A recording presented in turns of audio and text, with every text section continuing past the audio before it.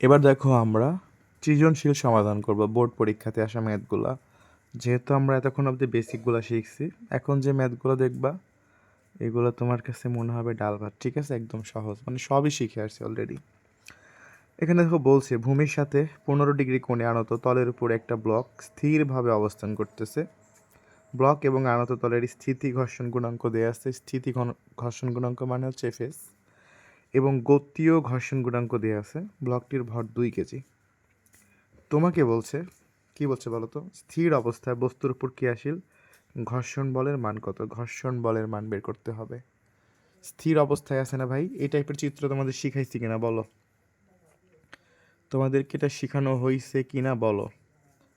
বলছে তোমার এখানে বের করতে হবে ঘর্ষণ বলের মান, মানে স্থিতি ঘর্ষণ বলের মান বের করতে হবে, যেহেতু বস্তুটি স্থির। এই যে সেই চিত্রটা, এদিকে কাজ করে এমজি, এখানে 15 ডিগ্রি দিয়ে আছে, এখানে 15 হলে এখানে 15 হয়, তোমরা জানো। নিচের দিকে হচ্ছে এমজি কস থিটা, এদিকে এমজি সাইন থিটা, আর এই দিক বরাবর হচ্ছে এফএস। তো এই যে দুইটা বলের ভিতরে কে বড় তুমি অলরেডি জানো, যে এখানে এমজি সাইন থিটা বড় আর এফএসটা ছোট। এখান থেকে যদি আমরা এক্স অক্ষের সমীকরণটা লিখি, মনে আছে তো নাকি, কি ঘটবে বলো তো? তো আমরা একবারে কিন্তু লিখতে পারি যে এক্স অক্ষে হচ্ছে তোমার MG sine theta minus FS equal to 0, বা আমি যদি জাস্ট ওই এফএসটার ওইদিকে পার করি তাহলে মাইনাসটা পার হলে প্লাস হবে, বা আমরা একবারে লিখতে পারি এফএস সমান সমান এমজি সাইন থিটা। এই লাইনটা তো বুঝছো নাকি, মাঝখানে কিন্তু এক লাইন করি নাই আমি, আশা করি তুমি বুঝছো ভাই। এবার তুমি কি করবে, এখানে এম এর মান বসায় দাও। এম মানে কয় কেজি? 2 কেজি। জি এর মান কত? 9.8। সাইন এটা কত ডিগ্রি বলো তো? এখানে 15 ডিগ্রি। জাস্ট ক্যালকুলেটর চাপো, তোমার এখানে অ্যান্সার চলে আসবে 5.07 নিউটন। তো ম্যাথগুলো কিন্তু একদমই সহজ, ঠিক না বলো তো? আচ্ছা, তুমি যদি ভাবো যে স্যার আমি এভাবে করবো না, আমি ওয়াই অক্ষ দিয়ে করব, তুমি কিন্তু ওয়াই অক্ষ দিয়ে করতে পারো চাইলে। তো ওয়াই অক্ষ বরাবর যখন তুমি যাবা তখন কি করবে বলো? ওয়াই অক্ষ বরাবর কি হবে? ওই যে আর সমান এমজি কস থিটা। ওয়াই অক্ষ বরাবর যদি করো আর সমান কি হবে? এমজি কস থিটা হবে। তো এখানে মান বসাও, এম মানে 2, জি মানে 9.8, কস 50। তো এটা যদি মান বসাও, এখানে যদি হিসাব করো, এখানে তোমার আসবে হচ্ছে 18.932 নিউটন। এবার তুমি কি জানো, এফ এস সমান সমান তুমি লিখতেই পারো মিউ এস ইন্টু আর। লিখতে পারো কিনা বলো? অবশ্যই লিখতে পারো। তো এখানে মিউ এস এর মান কিন্তু দেওয়া আছে। মিউ এস এর মান কত দেওয়া আছে বলো তো? এই যে ঘর্ষণ গুণাঙ্ক, স্থিতি ঘর্ষণ গুণাঙ্ক, যেটা হচ্ছে তোমার 0.3। তো আমি এখানে মিউ এস এর মান 0.3 বসালাম, আর এর মান বসাই দিলাম হচ্ছে তোমার 18 যে মানটা এখানে আছে 932। এইটা যদি তুমি হিসাব করো অ্যান্সার আসবে তোমার হচ্ছে 5.67 নিউটন। তো ভাই এখন কথা হচ্ছে এই মানটা আর এই মানটা কিন্তু সেম, মানে এই দুইটা মান কিন্তু কাছাকাছি। সো এটা নিয়ে প্যারা নেওয়া যাবে না, এইটা আর এইটা প্রায় কাছাকাছি। তুমি চাইলে এই নিয়মেও করতে পারো, তুমি চাইলে এই নিয়মেও করতে পারো, যে কোনো নিয়মে তুমি করতে পারো। তোমাকে দুইটা নিয়ম দেখাই দিলাম, তোমার কাছে যেটা বেস্ট মনে হয় তুমি সেই নিয়মেই করবা। ওকে, আশা করি এটা বুঝে গেছো, একদম সহজ, এটা তার বোঝানোর কিছু নেই। পরবর্তী ম্যাথ দেখো, তলের সমান্তরালে কি পরিমাণ বল প্রয়োগ করলে বস্তুটি 2 মিটার/সেকেন্ড ত্বরণে উপরে উঠবে? মানে বস্তুটা উপরে উঠবে, এদিকে হচ্ছে এফ বড়। তো তুমি এখান থেকে জানো এমজি নিচে, এমজি কস থিটা, এটা এমজি সাইন থিটা। যখন বস্তু এই দিকে উঠবে, এদিকে ঘর্ষণ বল কাজ করবে। এই সব তো জানো তুমি, তাই না? মানে এগুলো তো অলরেডি তুমি শিখে আসছো অনেক আগেই। তো ফার্স্টে এখানে তুমি চাইলে ওয়াই অক্ষে লিখতে পারো। ওয়াই অক্ষে কী হয় বলো তো? আর সমান সমান এমজি কস থিটা।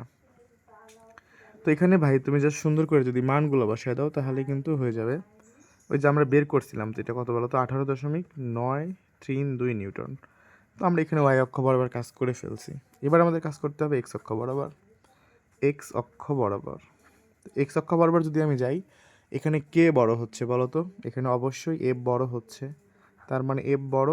আর এই যে এমজি আর এফ কে, এই দুজন কিন্তু বিপরীত দিকে আছে, তাই মাইনাস দিয়ে এদেরকে প্লাস আকারে লিখবো।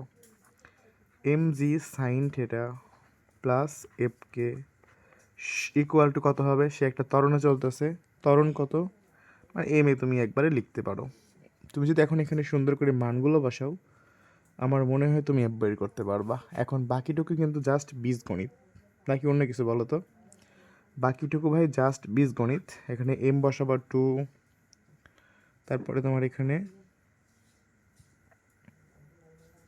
দেখো mg সাইন থিটা আছে m2 g মানে 9.8 আর সাইন হচ্ছে তোমার কত 15 ডিগ্রি। আবার এখানে মিউ এফ কে আছে, এফ কে আমরা কি লিখবো বলো তো, মিউ কে আর লিখবো, এটা তো তুমি জানো তাই না। তারপর এখানে তুমি এম এর মান বসায় দাও, এর মান বসায় দাও, তাহলে এখানে এম হচ্ছে 2, ত্বরণও 2। তো এখন তুমি এটা হিসাব করো, হিসাব করে জাস্ট এফ বের করো। তো এফ সমান কত হবে, তো এটা যদি তুমি হিসাব করো টোটালটুকু যদি গুণ করে দাও, এখানে তোমার আসবে হচ্ছে 5.072 প্লাস এখানে মিউ কে আর আর, এইটা যদি তুমি হিসাব করো কত আসবে। এই মিউ কে মানে কত দেওয়া আছে বলো তো,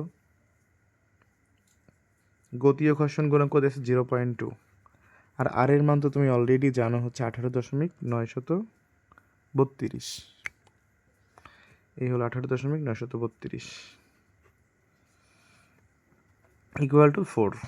এখন জাস্ট এটা হিসাব করে এফ সমান সমান তুমি লিখতে পারো 4 প্লাস এই টোটালটা ক্যালকুলেশন করে যা হবে সবটুকু যোগ করে তুমি এফ এর মান পাবা হচ্ছে, এটা কিন্তু যা হিসাব করবা গুণ যোগ যা আছে করে যা হবে এটা পার করে দিয়ে মানে মাইনাস তো সামনে আছে, পার করলে প্লাস হবে, দুইটা যোগ করে দিবা, যোগ করে এখানে অ্যান্সার আসার কথা 12 এত নিউটন। দেখো তো এটা অ্যান্সার আসে কিনা। তো এটাই হচ্ছে তোমার এই ম্যাটটার অ্যান্সার। আশা করি এটাও তুমি খুব ভালো করে বুঝে গেছো। এখন পরবর্তী কোশ্চেনটা হচ্ছে ভাই একটু ফলো করো, তলের সমান্তরালে কি পরিমাণ বল প্রয়োগ করলে বস্তুটি 2 মিটার/সেকেন্ড ত্বরণে নিচে নামবে। তো নিচে নামলে কি হবে, নিচে নামার সমীকরণ তোমাদের শিখাইছিলাম, আই হোপ তুমি জানো নিচে নামলে কি ঘটবে। তো নিচে নামার সমীকরণটা কি হবে আমি কি লিখে দিব বলো তো। তো নিচে নামার সমীকরণটা অলরেডি তোমাদের লিখে দিয়েছিলাম, ওই সমীকরণ থেকে তুমি জাস্ট এফ বের করো।